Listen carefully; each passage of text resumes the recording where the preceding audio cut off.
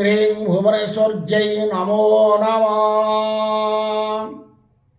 आसंताकाली জানুয়ারি 14 तारिख बुधवार पवित्र मकर संक्रांति दिवस सूर्यंकर उत्तरायण पोंगल व्रत एवं सूर्यंकर उत्तरायण गति रे आपण सूर्यदेव पवित्र मंगल विधान करिवे समस्तंकर चतुर्वर्ग फल प्रदान करिवे।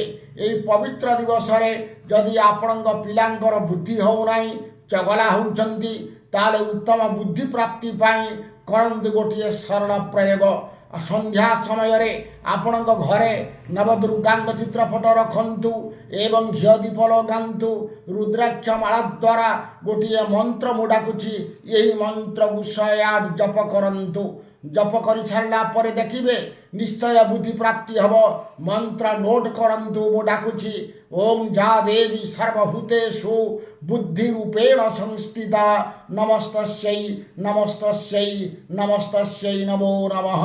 यही मंत्र को जप करंतु देखिए पिलांकर बुद्धि हम विद्या हम चतुर्वर्ग फल प्रदान करिवे। माँ दुर्गा निश्चित रहुछि। नमस्कार।